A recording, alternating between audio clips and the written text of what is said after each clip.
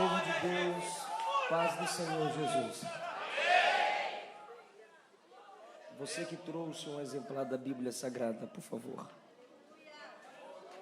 Abra na carta de Paulo aos Romanos, capítulo de número 7.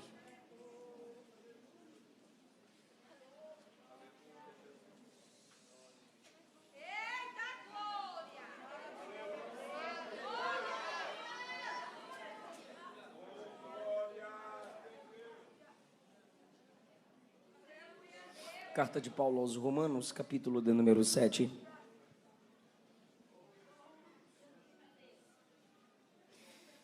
Eu vou ler um versículo. O capítulo tem 25 versículos. Mas vamos fazer um acordo aqui. Eu leio um e tu mantém a Bíblia aberta. Beleza? Senão eu vou ler tudo. Eu vou ler um versículo. Vamos ler o versículo 24. Miserável homem que eu sou, quem me livrará do corpo desta morte?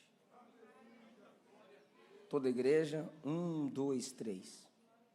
Miserável homem que eu sou, quem me livrará do corpo desta morte? Podeis assentar.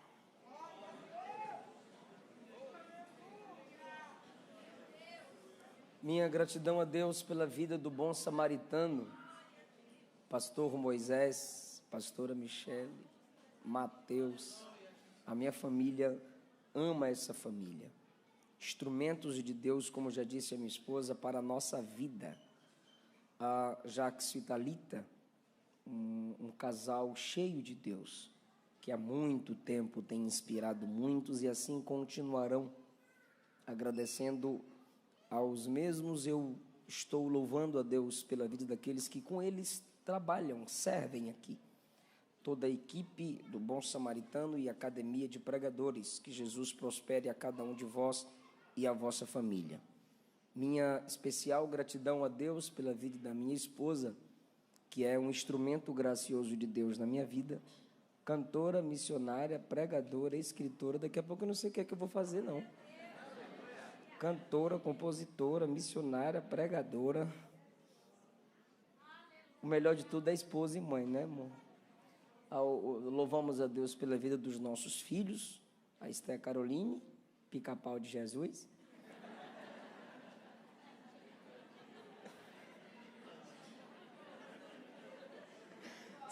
Então passa tesoura, mas ela é crente, não pode cortar agora. Aí já vai dar polêmica. Pastor diz que a filha não pode cortar cabelo. Aí a outra polêmica. Não, ele disse agora. Isso quer dizer, meu Deus do céu, tem uns YouTube que é só a graça. E o Eliseu filho, o primogênito. Quando a Luana diz pentecostal, irmão, tu sabe o que é isso, né? Eu já mandei tirar daqui, vai lá para trás, vazinho. Minha gratidão pela vida da Eliane Fernandes, Leandro Fernandes. Nós moramos em Goiânia. O povo diz que a gente se parece, pelo menos no nível de chatura, a gente tem o mesmo tamanho, os dois é chato. Pastor Wellington Vidal diz que eu sou o xaropinho, ele é xaropinha. Leandro é o produtor, o marido, o protetor dessa grande mulher de Deus. Nossos livros estarão ali na loja do Bom Samaritano. Tem aí? Por favor, Eliane. Por favor, sim. Eu tenho um livro intitulado A Cruz de Cristo. Eu tenho um livro intitulado Solteirismo e Namoro Cristão. E tenho um livro intitulado Segredos da Liderança de Paulo. Um livro é 20, 2 livros é 40, 3 livros é 50 e tudo que você comprar fica para o Bom Samaritano. Irmãos, eu quero falar de pecado.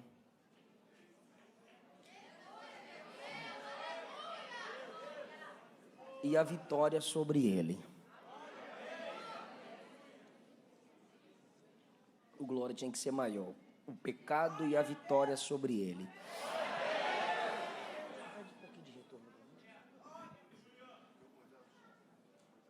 Paulo, um instrumento de Deus, conforme diz Atos capítulo 9, levantado para anunciar Jesus aos judeus e aos gentios. Paulo, no capítulo de número 7, está no meio de uma explicação, uma réplica, que ele começou no capítulo 6, mas ele faz perguntas. Quando Paulo fazia perguntas, ele se valia de uma estratégia, de um método chamado diatribe.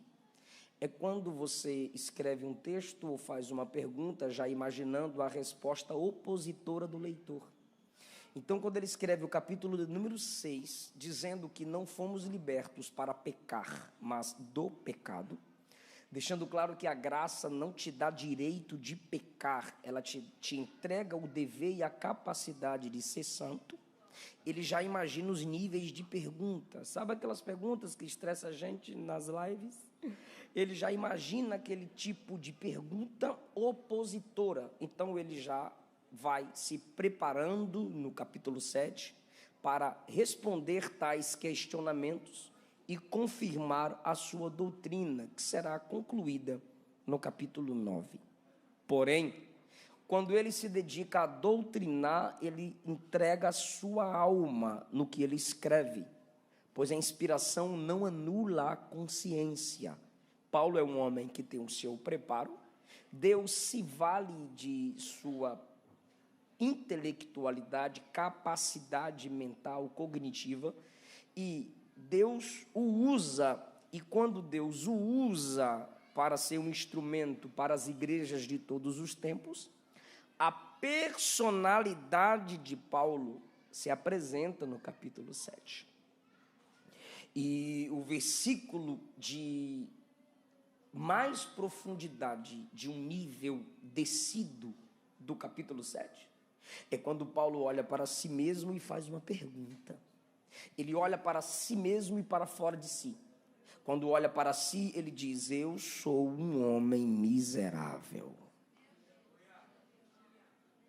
Por isso que falsos pregadores não pregam. Existem dois temas que falsos pregadores não pregam.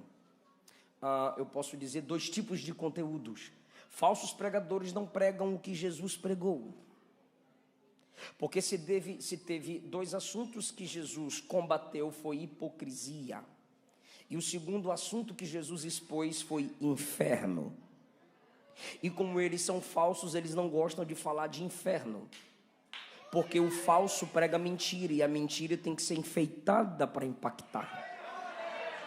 E a verdade não, quanto mais simples ela é, impactante.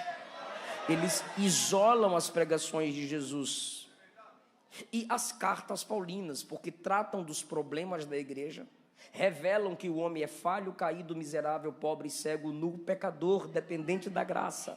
E eles não querem dizer aos homens a verdade sobre eles, porque eles mesmos se sentem superiores e se sentem a 4ª pessoa da Trindade. Se a Trindade é só 3, mas eles querem acrescentar uma pessoa lá. Então, olhe Paulo, o camarada escreve metade ou mais do Novo Testamento. Os discípulos demoraram 3 anos para terem dom. Os discípulos demoraram 3 anos para aprenderem a orar. Os discípulos demoraram 3 anos para aprenderem a jejuar. Os discípulos demoraram 3 anos para se desenvolverem ministerialmente. Quando você lê Atos 9, em 3 dias de crente, Paulo ora, jejua, tem dom de visão, prega e é cheio do Espírito Santo. Pedro diz que só poderia ser apóstolo quem tivesse visto Jesus subir. Paulo não viu Jesus subir. Atos 9, Jesus desceu para chamar Paulo. E na 2ª carta aos Coríntios, capítulo de número 12, ele subiu ao 3º céu. É um camarada de experiências inexplicáveis. Ele mesmo disse: o que eu vi e ouvi, aos homens não lhes é lícito falar. Ele tem um discernimento de que o que ele ouviu é inefável. Por que não é lícito falar? Primeiro, ele pode não ter capacidade de expressar o que viu lá. Segundo, quem está ouvindo pode não ter capacidade de entender o que ele está tentando explicar. Terceiro, tem coisas que Deus mostra que é só para ele, não é mais ninguém.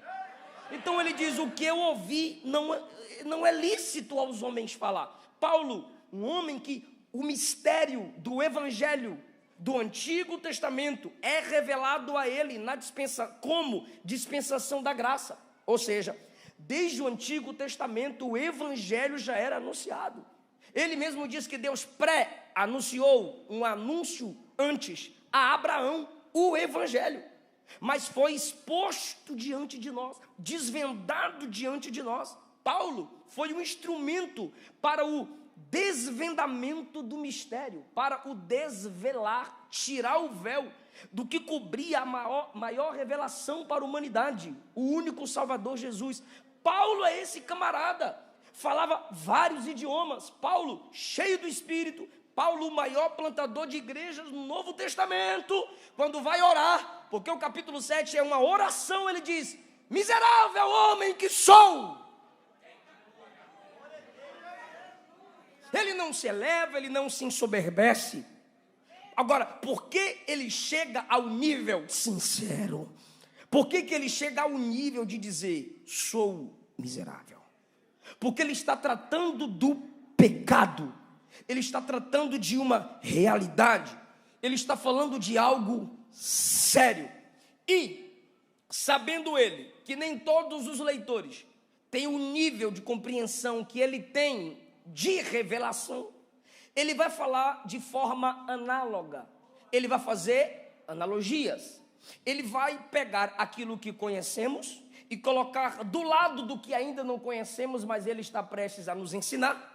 Ele diz: dá para comparar os dois? E você diz: agora eu entendi, agora saquei. Aí ele: pois é disso que eu estou falando. O pecado é isso aqui, que você já conhece. Não, eu não sabia, mas está sabendo agora. Então ele vai usar ilustrações, comparações, para entendermos o efeito do pecado, o que é o pecado, como o pecado trabalha em nós. E eu vou tentar mostrar para vocês em uma linguagem descomplicada, porque eu também não sei linguagem complicada, é a única que eu tenho, é descomplicada.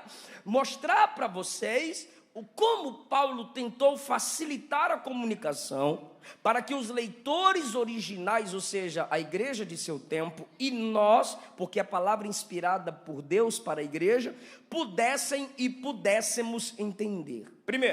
Primeira analogia de Paulo para o pecado, eu pedi para você acompanhar, se possível. Versículo de número 5, olha o que Paulo diz: quando estávamos na carne, as paixões dos pecados no plural, porque tem o pecado, que é o pecado original desde o Gênesis, e os pecados, os desejos dentro de nós, os nossos erros de vida diários, as afrontas que nós cometemos contra Deus. Porque quando estávamos na carne, passado, mundo, carne, desejo interno que não quer nenhum tipo de limitação, mas que é todo tipo de liberdade, aquilo que só vale o prazer. Quando estávamos na carne, as paixões dos pecados, os desejos pelos pecados, que são pela lei, obravam em nossos membros para darem fruto para a morte. Ele está dizendo o seguinte, que o pecado é lei de causa e efeito. Paulo vai tratar da lei de Moisés, Paulo vai tratar da lei da palavra de Deus que nós colocamos em nosso entendimento, e Paulo vai tratar da lei natural em nós.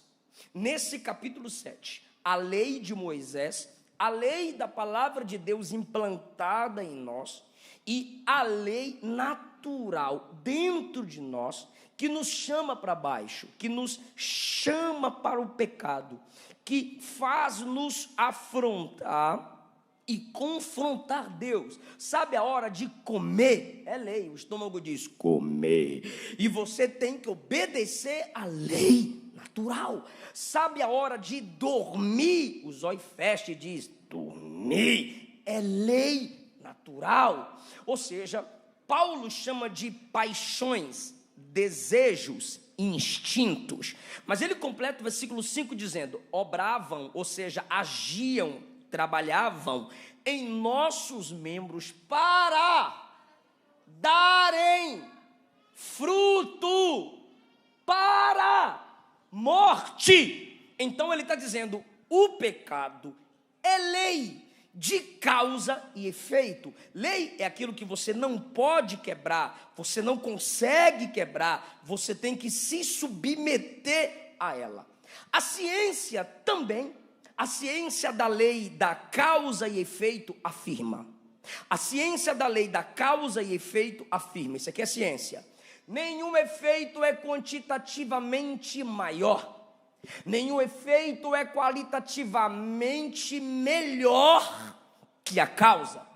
Nenhum efeito é quantitativamente maior. Nenhum efeito é quantitativamente maior e nem qualitativamente melhor que a causa. Quer dizer que o pecado obra em nós, é a lei, a causa, o pecado, e o efeito é a morte. Ele diz, os desejos obram em nossos membros, trabalham em nosso corpo e dão resultado. E qual é o resultado dos pecados que a gente deixa passar? É pecadinho, é fraquezinha, é uma olhadinha, é a mãozinha, é uma mentirinha, é um roubinho, é uma palavrazinha torta, e não tem nada a ver, porque Jesus é amorzinho. E aí são os pecados que nós não vamos tratando, mas ele diz, o pecado é lei, obra em nós, e ele tem resultado, o quê? Frutos para a morte.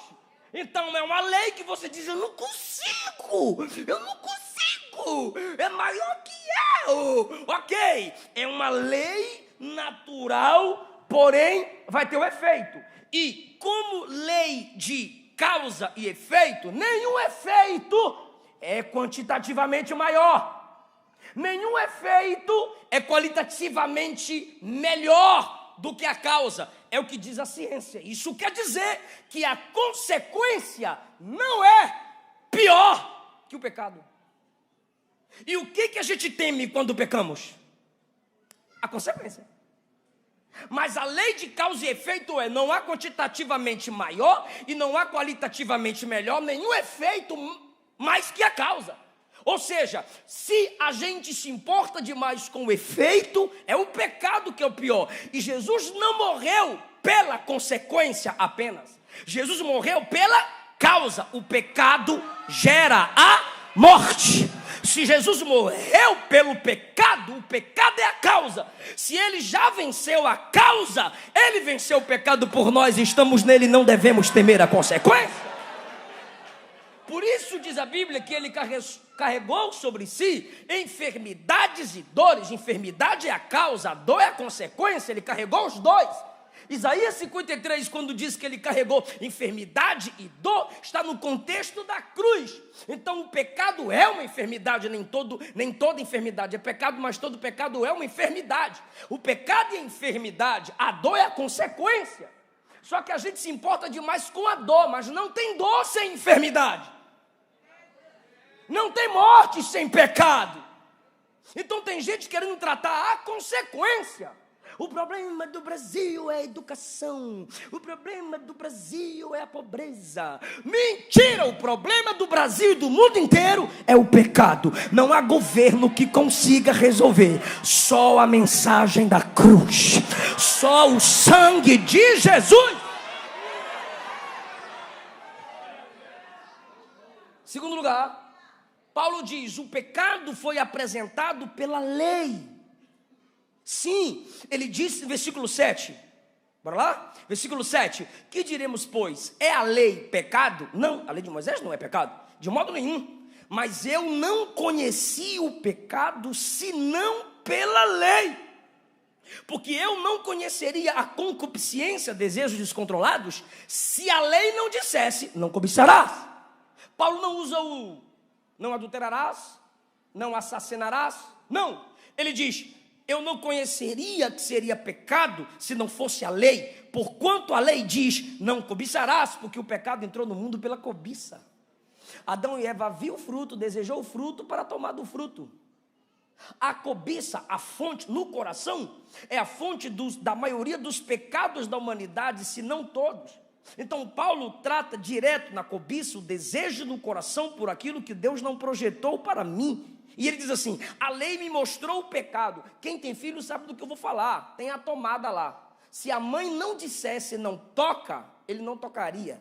Mas só porque o pai disse não toca aí não, ele, por quê? Então eu vou tocar para saber por quê que não pode tocar ali. É assim ou não é? Acabou de pintar a parede, você pode botar uma placa assim, ó, não trisque na parede. Um filho do cão vai triscar. Por quê? Porque a nossa natureza é assim. Não come do fruto desta árvore. Coma de todos. O diabo prendeu a atenção do casal em qual fruto? Bem no fruto que tinha a plaquinha. Não come. É o homem, é a natureza caída, carnal. Desde a queda de Adão, todos nós caímos e somos igualzinho a Adão, enquanto Jesus não entra em nossa vida. Então vem a lei e diz assim: não matarás. Aí Paulo se coloca analogamente, em forma de analogia, ele se coloca como um todo da humanidade. E diz assim: eu não saberia que assassinar era pecado se não fosse a lei. Então era normal assassinar. Eu não saberia que adulterar era pecado se não fosse a lei. Então a lei é como um espelho. Ela chega diante de você, ou seja, você chega diante do espelho. Então você chega diante da lei. E a lei diz assim: não adorarás a outros deuses. A lei é um espelho. A lei está dizendo assim para você: você é idólatra por essência. Você é idólatra por natureza. Você não ama o verdadeiro Deus. Você ama a si mesma. Você não reconhece que foi formado segundo a imagem dele. Não, você quer criar um Deus segundo a sua imagem, a sua semelhança, para fazer aquilo que você mais gosta, que te agrada e que você quer. A lei, quando diz não adulterarás, ela está dizendo: você tem toda e total probabilidade de ser adúltero. Quando a lei diz não roubarás, a lei está dizendo: você é ladrão, porque você é filho de Adão, e Adão roubou o fruto que não era dele, então você é ladrão. Quando a lei diz para a gente não cobiçar, não tomar o que é do outro, não mentir, não jurar falsamente, a lei está dizendo: suas palavras são caídas, sua boca é suja, você tem veneno de serpente debaixo da sua língua. É isso que a lei fala para nós. Lembra do espelho? Você chega lá no espelho, aí igual estou olhando aí, não sei para onde estou olhando, mas eu estou aqui, eu estou aparecendo aqui. Aí você chega diante do espelho e diz assim: olha, mas está feia aqui, olha essa entrada, olha esse nariz inchado, olha esse buraco aqui. E o espelho vai dizer: não é verdade, está feio, mas deixa eu te fazer uma pergunta, me responde, pelo amor de Deus. A lei fala ou não fala os defeitos? Perdão, o espelho fala ou não fala os defeitos? Mas ele te muda? Te penteia?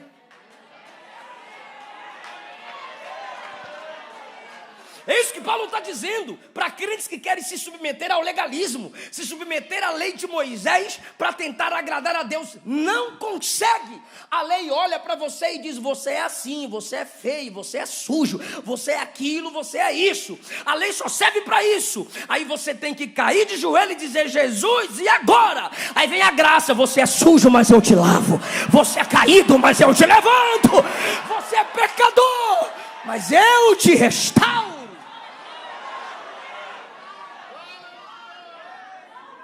É para isso a lei. Terceiro lugar, quer ver? O povo vai completar. Eu só vou começar e vocês vão completar, porque todo mundo virou médico depois da pandemia. Quer ver? Corona! Aí, ó. Todo mundo fala vírus. Eu lá sabia o que era vírus, mas hoje eu já sei. E quando eu estava esboçando essa mensagem, eu estava em Vitória, Espírito Santo. Aí eu chamei uma enfermeira. Eu queria falar sobre coronavírus. Aí eu chamei uma enfermeira, veio 3. Falei: calma, gente, é só teórico. Não estou passando mal. O povo já estava desesperado. Aí eu mostrei: está correto? Vou falar, só para gerar curiosidade em vocês. Está correto? E esse aqui, está correto? Sim. Isso aqui, está correto? Sim. É só isso? Onde você estudou? Falei: não, gente, sabe de tudo sobre vírus agora, coronavírus, né? Nesse período que a gente enfrentou. Por que eu estou falando isso? Porque eu vim esboçando essa mensagem e o terceiro tópico é: o pecado age como um vírus. Quer ver? Quer ver? O vírus evolui, sim ou não? Sim. Ok, leia versículo 8, perdão, vote por 5, diga: paixões dos pecados. Para de graça, bora lá? Diga: paixões dos pecados. Obrigado, Jacques. A Luana compra lenço e eu perco tudo. O pastor falou assim: traz uma toalha, negócio de papel. Jacques é assim, né?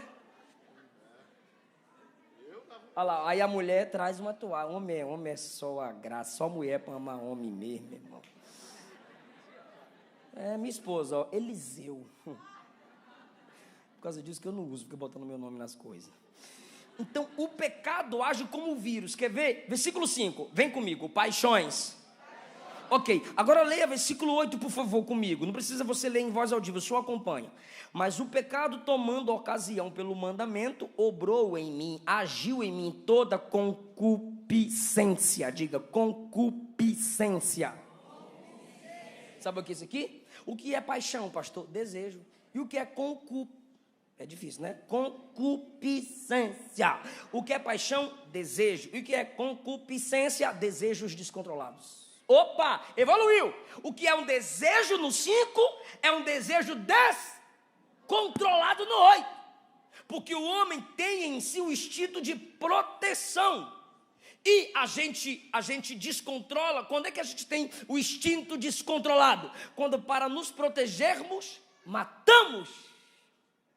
Ultrapassamos limites de modos enganados.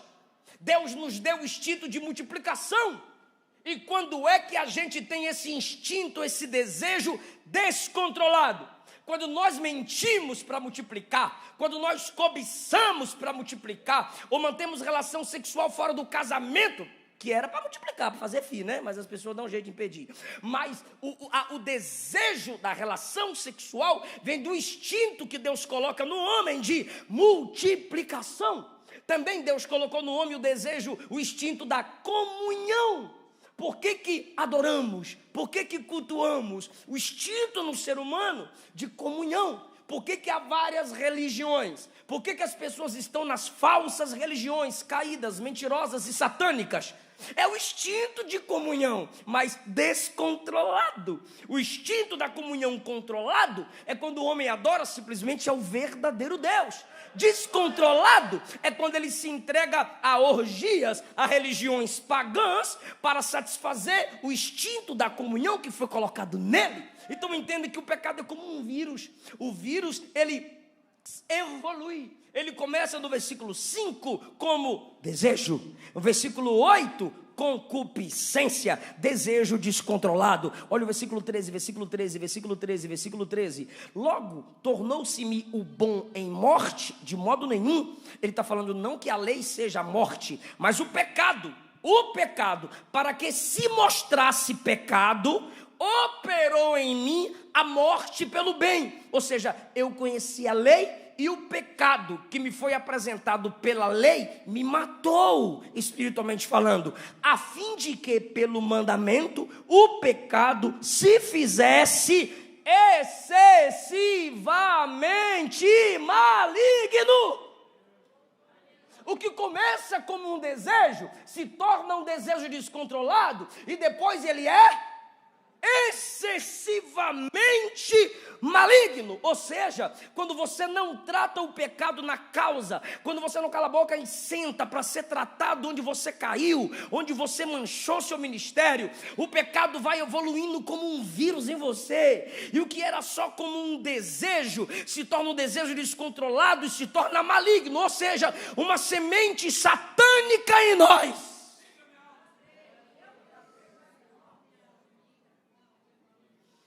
Ele evolui. Eva começa conversando. O outro passo, observa o fruto. Outro passo, deseja o fruto. Outro passo, pega o fruto. Outro passo, come o fruto. último, dá para o marido. Aí acabou tudo. Como diz o Goiás, lascou tudo. Ou seja, ele vai se evoluindo. Lembra de Caim? Chega atrasado na adoração. Guarda a mágoa do irmão na hora do culto. Projeta matar. Deus diz: o pecado já da porta, cabe você dominá-lo. Aí mata o irmão. Acabou. Evoluiu. Era para tratar lá. Pede perdão a Deus pela desonra a Deus no culto. Pede perdão ao irmão. E vamos continuar investindo no futuro apesar do passado. Mas não. Ele vai deixando a mágoa evoluir. A inveja evoluir. O ressentimento evoluir. E aí vai guardando mágoa, fúria. E de repente você é assassino. Você lembra de Davi? Davi começa vendo Batseba banhar. Ela só fecha a cortina e dá um tapa no zóio. Não. O que ele faz? Ele pergunta quem é ela. Aí vem a resposta: mulher casada. Ele não percebeu a luzinha piscando. Casada, casada. Aí ele manda chamar. Ela vem, se deita com ela. Ela aí pegou, ela manda avisar que está grávida. Aí chega o marido, ele diz assim para o marido: olha, vai deitar com a tua esposa. Ou seja, ele quer encobrir. Eu engravidei tua esposa, você se deita com a esposa. E depois, quando você souber que ela está grávida, você vai pensar que ela é de tu e eu vou me esquivar. Aí ele fala assim para o maridão, que o homem top segundo o coração de Deus, vai para casa deitar com tua mulher. Mas aí o camarada disse assim: mas o exército não está na guerra, a arca está na tenda. Quando ele disse a arca está na tenda, era Deus dizendo: Davi, volta para a arca. Davi, a arca lembra de você bailando, lembra de você dançando, lembra de você orando lá na minha presença. Volta para a arca. Mas o pecado já está tão evoluído em Davi que ele não tem sensibilidade para perceber.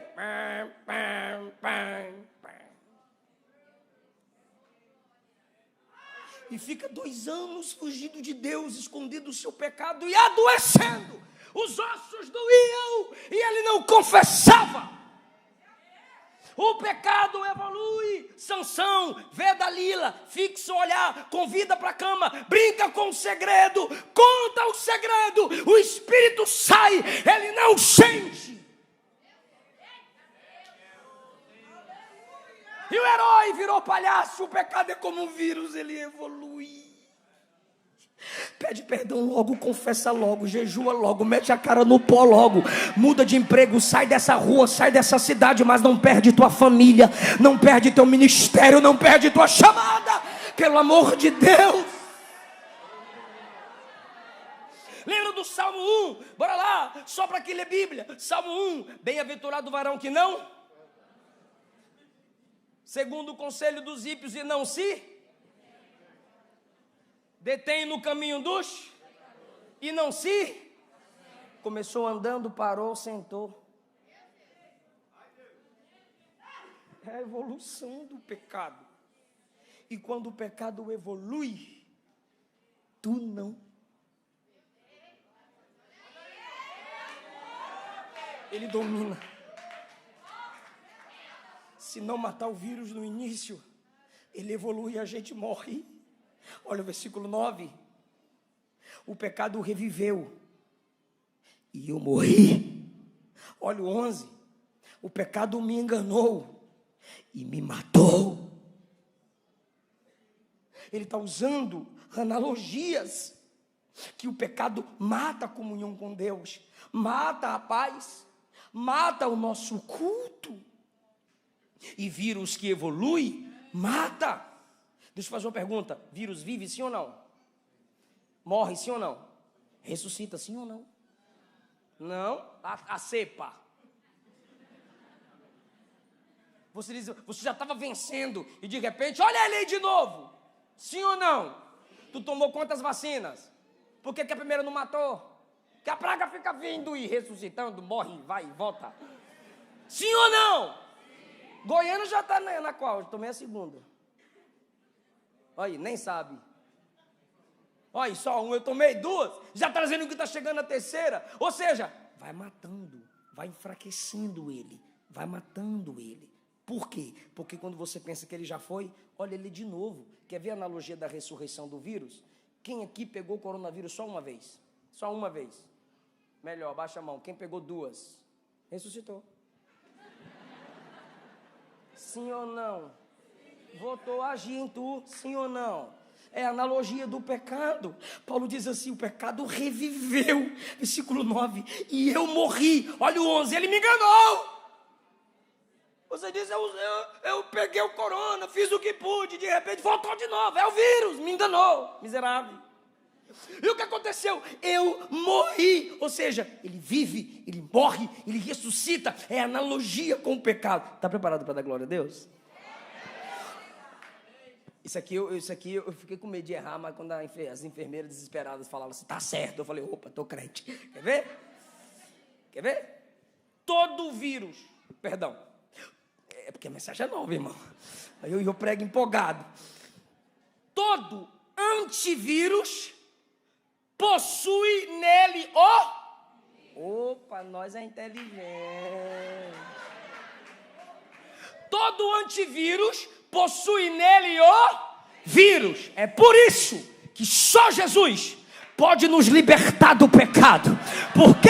Porque ele veio para vencer o vírus do pecado como antivírus. E como todo antivírus assume em si o vírus, lá na cruz ele assumiu a nossa culpa. Lá na cruz ele assumiu o nosso pecado. E hoje, pelo sangue de Jesus, você pode dizer que é livre. E conhecereis a verdade vos libertará. Se, pois, o Filho vos libertar... Eu quero ouvir. Se, pois, o Filho vos libertar... O sangue de Jesus nos purifica de todo...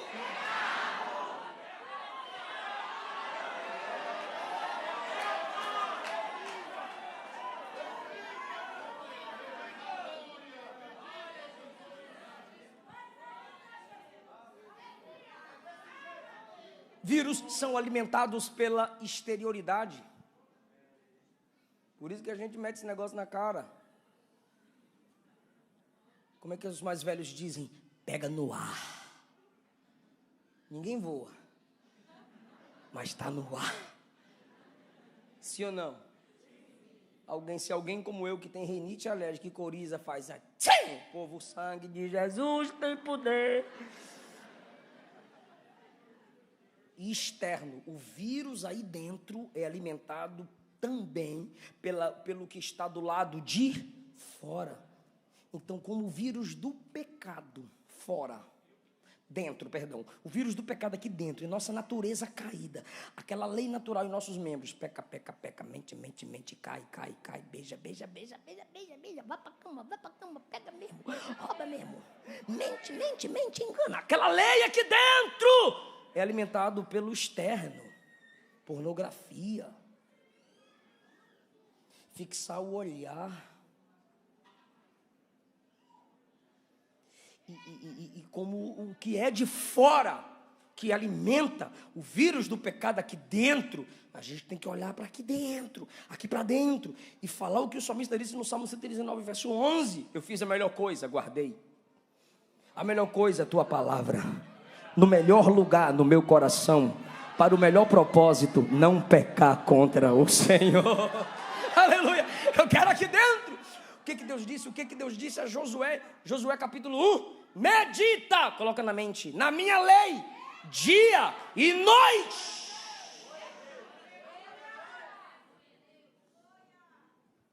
Quarto lugar, para a gente não esquecer. Primeiro lugar, eu já tinha esquecido, por isso que eu vou ler de novo. O pecado é lei de causa e... Segundo, o pecado nos foi apresentado pela lei. Terceiro, o pecado age como um vírus. Quarto lugar, o pecado é um escravocrata. Aqui nós estamos no encontro dos recuperados e eles sabem como o pecado escraviza. Só eles? Não, a Bíblia já diz há muito tempo. O pecado é um escravocrata. Olha o versículo de número 14. Porque bem sabemos que a lei é espiritual, mas eu sou carnal, vendido sob debaixo, sob o pecado vendido. Eu fui vendido. Quando Adão desobedeceu, ele nos vendeu como escravos. Ele nos colocou debaixo do jugo do pecado. Paulo já tratou isso lá em Romanos 5, que pelo pecado de um, a morte passou a todos os homens. Lá em Lucas capítulo 4, quando o diabo está falando com Jesus, o diabo diz assim a Jesus: se tu se prostrares, todos os reinos do mundo te darei. Jesus poderia dizer: cala a boca, mentiroso, vaza daqui. Não, por quê? Porque era a verdade. E o próprio Jesus disse que o diabo é o príncipe deste mundo, por causa de Adão. Adão nos vendeu, e assim ficamos escravos. E quando a gente fica parado em Adão, a gente fica paradão, em vez de buscar a ajuda em Cristo, a libertação em Cristo, investir na palavra de Deus para a nossa mente, para a nossa alma, a gente continua escravo. Versículo 18, olha o efeito da escravidão. Não, bora continuar a partir do versículo 15, olha só. Porque o que faço não o aprovo. Você já pegou alguém dominado pelo tráfico? Você ama o que se faz? Não, senhor, amo não. E por que se faz isso, cara? Nós morre, senhor, nós morre, nós é obrigado. É ou não é?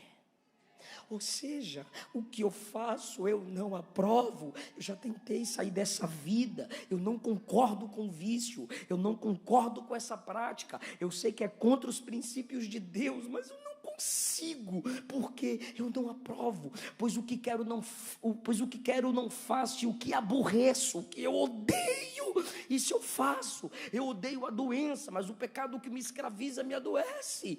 Eu odeio a morte, mas a prática que eu vivo um dia vai me matar. Aquilo que eu odeio, eu faço. O pecado me escraviza. O livre-arbítrio humano é caído. Nossos desejos são corrompidos. Isso aqui não é calvinismo não, isso aqui é a Bíblia. Nossos desejos são corrompidos. O nosso livre-arbítrio é só para as coisas da terra, nunca para as coisas de Deus. Não, pastor, já viu aqueles crentes que quer ser super crente, hiper crente? Eu amo orar. Mentira! Orar é uma maravilha. Mentira! Ler Bíblia é um doce, é mel. Mentira! Orar é guerra. Ler Bíblia é guerra. Seja mulher de verdade, seja macho e assuma isso, rapaz. Quando você vai orar, vem aquela luta, vem aquele cansaço, vem aquele sono, vem compromisso que tem que realizar. Quando chega na hora de ir para a igreja, é aquela luta, é aquela batalha. Está indo cantar, está indo pregar. O diabo faz de tudo e a carne também faz de tudo. E você também quer assistir filme, quer ir para a piscina, quer fazer outras coisas. É a carne. E a gente tem que dizer: fica aí, cala a boca, maior é o que está em mim. Eu amo Jesus. Mas se a gente deixar, ele nos escraviza. 16, e se faço o que não quero, consinto que a lei é boa.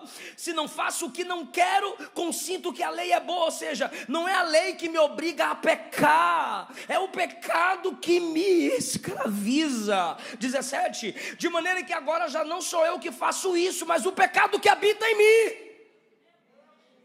O pecado original. Lembra que no versículo 5 ele fala pecados plural, mas aqui ele fala pecado singular. Está falando do pecado original lá do Gênesis. O pecado habita em mim. Eu estava em Adão, e como você tira uma xerox, 1000 cópias, todas as cópias vêm com a mesma mancha da original. Então a mesma mancha de Adão passou para mim. E você não é melhor que Paulo, passou para nós. É o pecado em mim. Pode me prender, pode fazer o que quiser, pode me corrigir, pode gritar comigo, pode colocar na cadeia, pode colocar coach para me enganar, pode fazer o que for, mas o pecado está em mim. E ele assume e diz no 18: eu sei que em mim, isso é, na minha carne, na minha natureza caída, não habita bem algum. Não há um bem em minha natureza. Não há um bem no ser humano. Não há. Você não presta. Eu não presto. Nós somos pobres, miseráveis, cegos, nus. dignos de morte, não há bem algum em nós.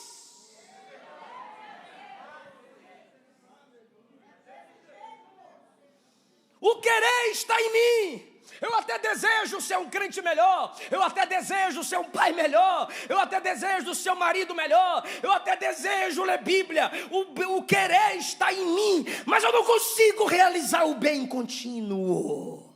Está aí no 18. Esse bem que ele fala que ele não consegue realizar é o bem contínuo. Você diz, eu vou ler a Bíblia toda esse ano. Eu prometo que eu vou ler a Bíblia toda esse ano. Mas chega na genealogia, porque não é teu nome que está lá.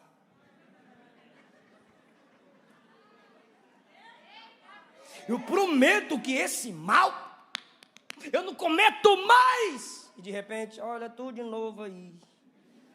Por quê? Porque o pecado escraviza. 21.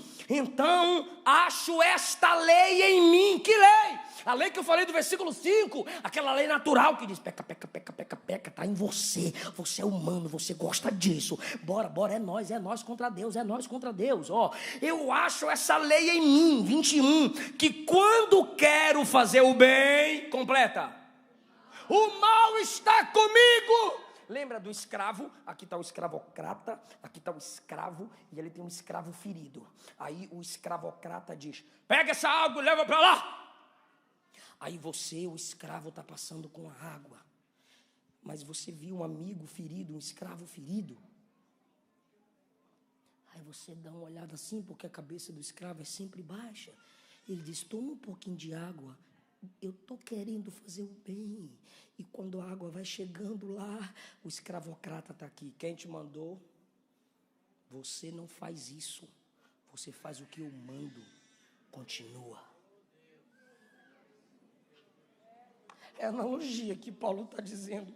Quando eu quero fazer o bem, o mal está comigo. Até o bem que eu faço, o mal está ali.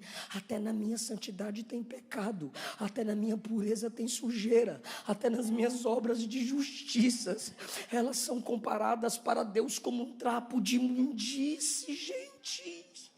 Mas entenda que ele está dizendo, o pecado me escravizou.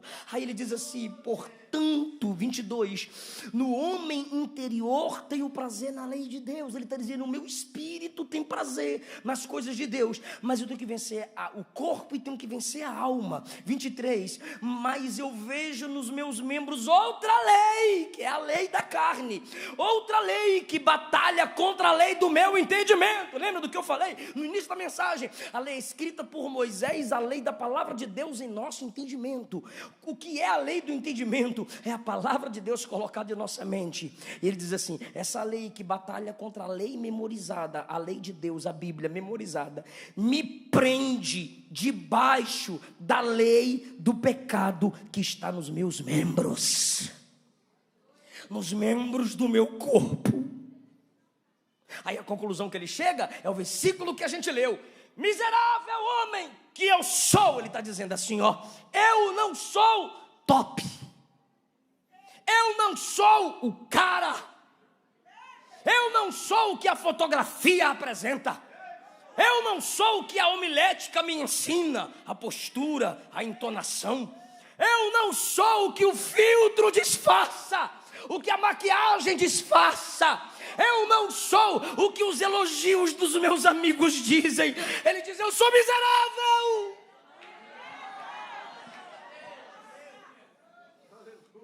Quem me livrará disto? Ele não bate no peito. Como o evangelicalismo brasileiro de alguns tem dito, se levante, você é capaz. Não é.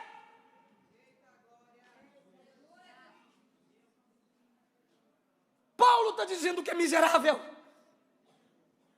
Aí vem esses pregadores ursinhos carinhosos falar que você e Jesus é a mesma coisa. Não é. Jesus não é só único, ele é unigênito. Ele não é só primogênito, ele é unigênito. Primogênito é que ele é o primeiro dentre muitos, e unigênito é que não tem ninguém como ele.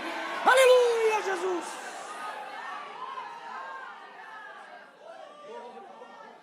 Se Jesus estivesse no seu lugar, ele comia do fruto. Mentira! Ele é santo, santo, santo.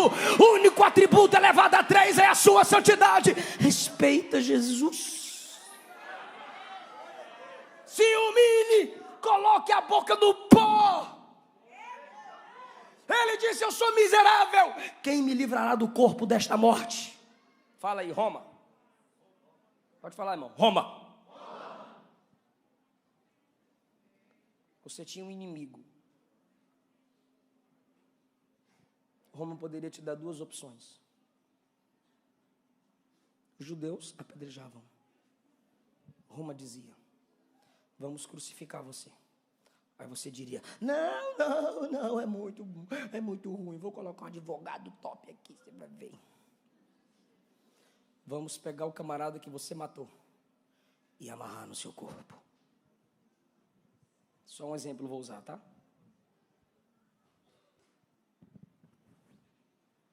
Eu tinha esse inimigo. E ele me bate. Ele é meu inimigo. Ele me afronta. Ele me confronta. Eu quero fazer o bem, ele me impede. Esse inimigo é o pecado. Paulo está usando a analogia da lei romana. E o inimigo te humilha. Aí você diz: é miserável, agora eu te pego. Matou o inimigo. Nunca mais tu tira a onda. Nunca mais tu me humilha na frente de ninguém. Aí vem a lei. Roma diz: você matou seu inimigo. A sentença não vai ser a cruz.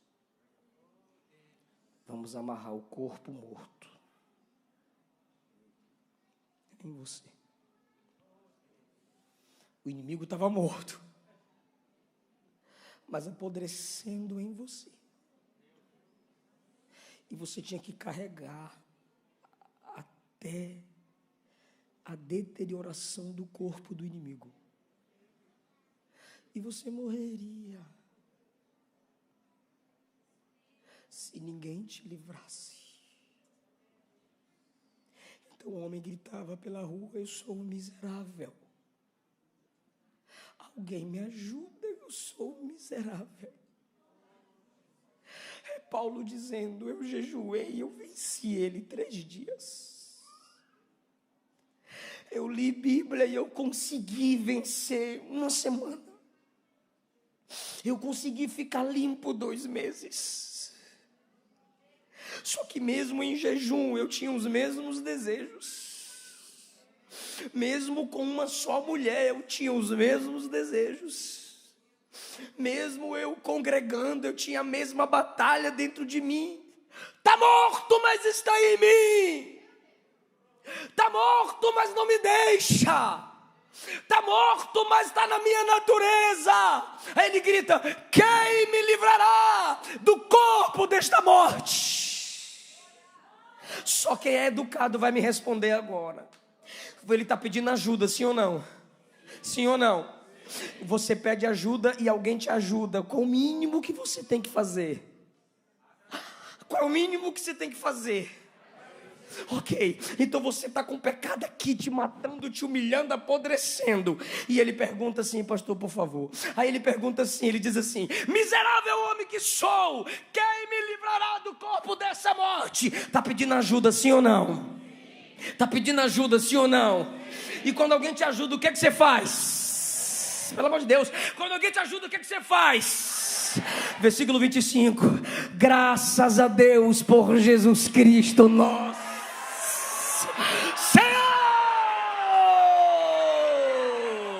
Por que Paulo dá graças a Deus no versículo 25? Porque ele está dizendo: o pecado morto em mim que me humilha é totalmente arrancado pelo Cordeiro. Eis o Cordeiro de Deus que tira. Ele não alisa, ele não cobre, ele tira, ele arranca. Ainda você está se preparando para dar glória, irmão. É agora que você vai ficar livre. De que, pastor? No capítulo 7, pastor Moisés, Paulo vai lá embaixo. Aí quando o diabo diz, agora desvia, agora para de plantar a igreja. Por quê? Porque está orando, mas tem desejos carnais. Está congregando, mas ainda tem fraqueza. Aí Paulo se levanta no capítulo 8. Nenhuma condenação há para os que estão em Cristo.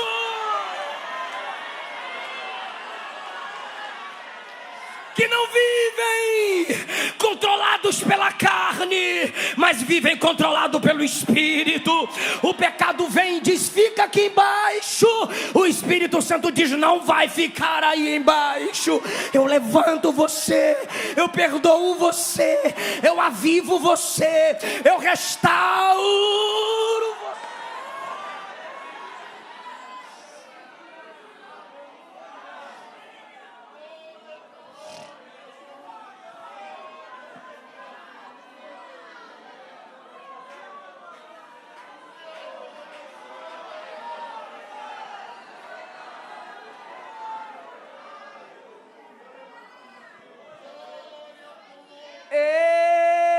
Eu sou livre.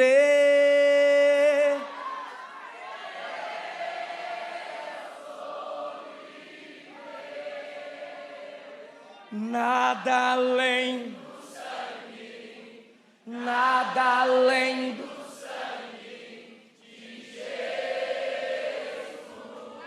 De novo, eu sou.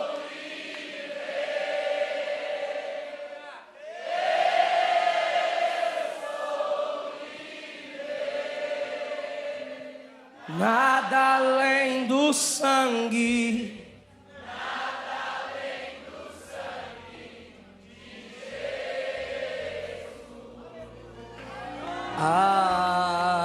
Alvo mais que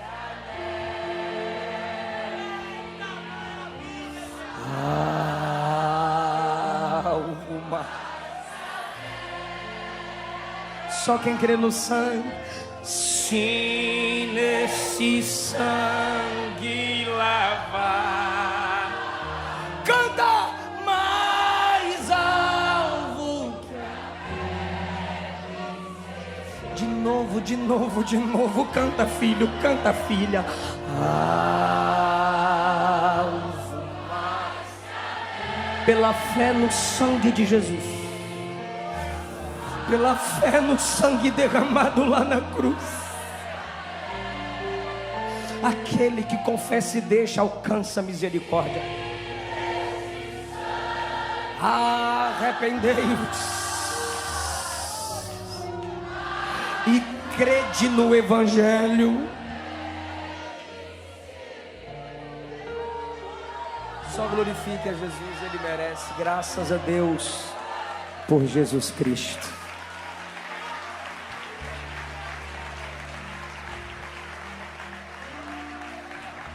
Fique em pé, irmão, com a gente.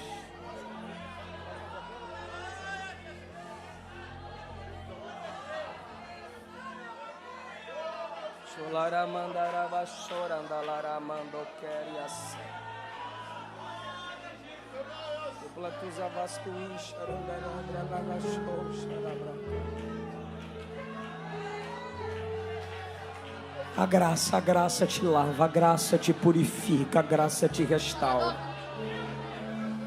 A graça está fazendo tudo novo. Pode cantar aquela música, amor. Pode cantar aquela música, amor. É, meu amor. Solta a última, Leandro. Essa palavra entrou, irmão, desceu aí.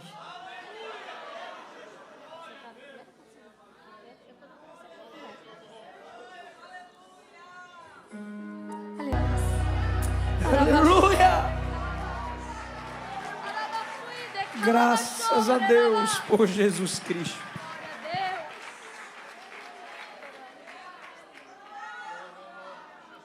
Se tiver alguém que se afastou do Evangelho, mas quer voltar para Jesus hoje, Eu quero orar por você aqui na frente. Por você que nunca se entregou para Jesus, mas está se sentindo chamado para Ele agora. Vem cá para a gente orar por você. E a igreja, que é um instrumento de bênção de Deus para a humanidade, vai abençoar a sua vida. Onde está a primeira pessoa para Jesus? Vem para Jesus.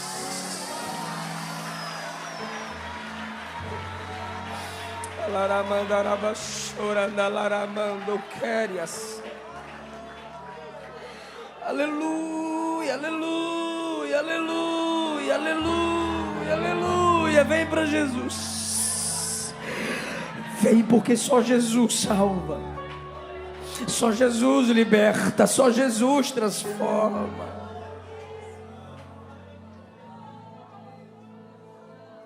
Porque te abates, oh minha alma. Você que está nos assistindo, volta para Jesus. Digita aí: eu volto para Jesus agora. Eu vou me dobrar diante de Jesus aqui agora onde eu estou, e eu me entrego a Cristo. Em Deus espera, porque bem cedo Jesus virá. Se tu, minha alma, a Deus suplica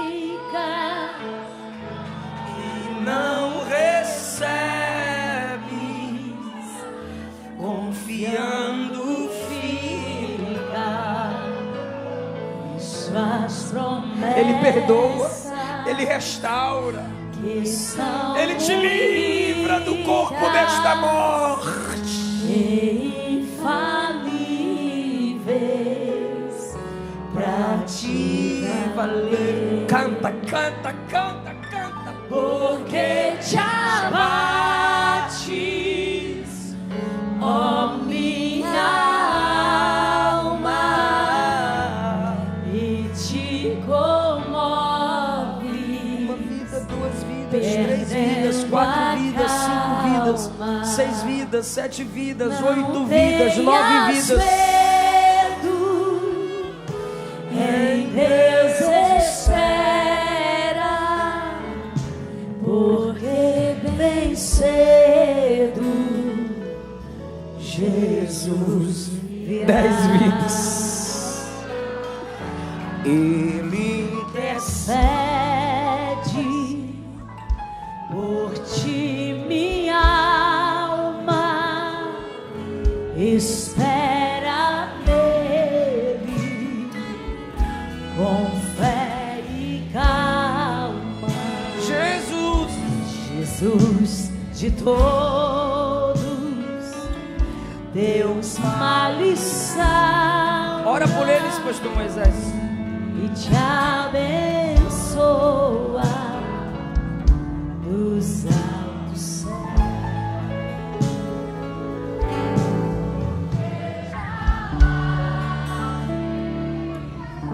Oh, minha alma, e te comoves,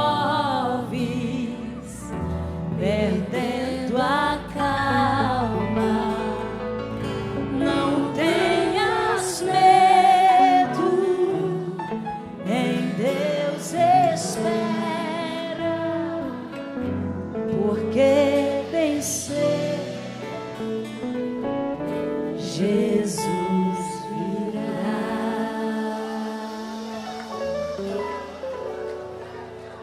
Meus irmãos,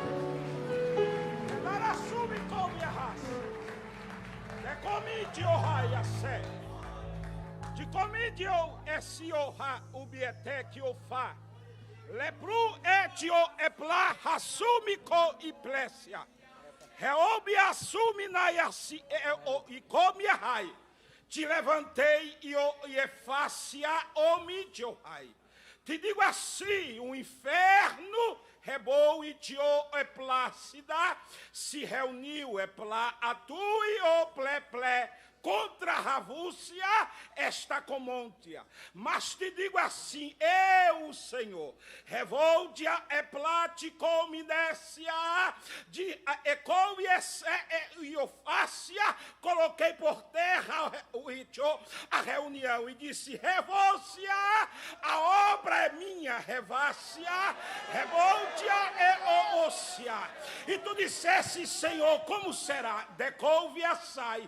Tu disseste, Senhor, e o povo, revócia. Tu disseste, Senhor, e os dias, efócia. Mas eu digo, alof é séplia. Te digo assim, homem, o projeto é meu, é plô. E te digo assim, eu, o Senhor, decouve-a sai. Começo a fazer algo diferente. Revácia, replô, etio, ople, plá. Ruia, séplio, couve, sai. Te digo assim, homem, revácia, aonde tu colocares a mão, vou eu fazer algo diferente. Alácia, não temas, é comitécia, estende as mãos, porque eu, Senhor, aláceria, farei algo de comidécia, porque a obra não é tua, é minha, e tenho eu pressa da coia sai, tenho eu pressa de salvar, revócia, tenho eu pressa de levantar, revácia, tenho pressa de curar, revácia, tenho pressa de levantar, e te digo assim, tão somente abre a tua boca e estende as tuas mãos, porque é um tempo novo, estou eu fazendo chegar, e decolhe e sai, e algo diferente estou eu fazendo sobre este lugar, assim diz o Senhor.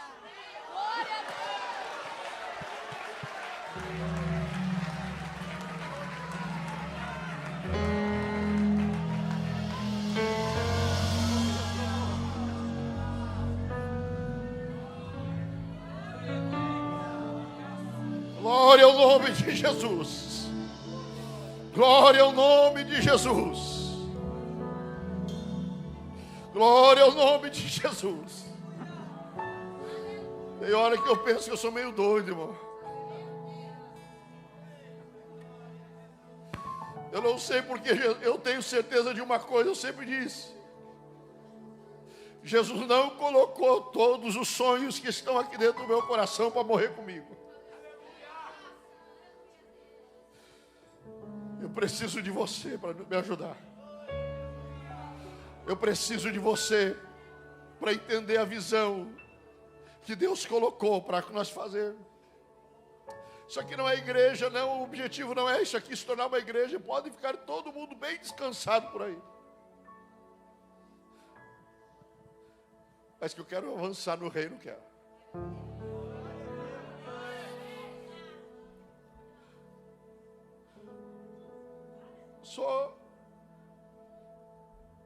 Deus só colocou um sonhador aqui no meio do mato. Faz 23 anos que eu venho sonhando. 23 anos. E o Senhor vem cumprindo tempo a tempo.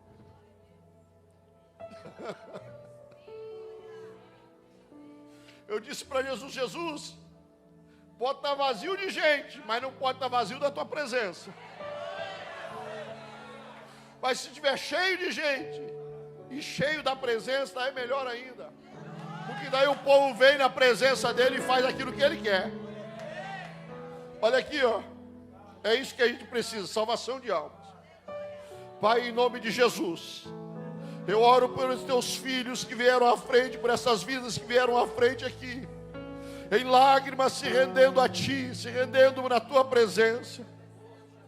Sentiram e ouviram o poder da palavra que transforma, que liberta. Ah, meu Deus, em nome de Jesus eu ministro sobre a vida deles a graça do Teu Espírito, para que eles possam viver uma vida de gratidão a Ti, pela libertação do pecado, pela libertação do mundo que escravizava eles. Em nome de Jesus, passa do Teu sangue precioso, perdoa os pecados. Em nome de Jesus, amém. Glória a Deus, glória a Deus. Meu irmão, Se não fosse terça, nós ia fazer uma vigília.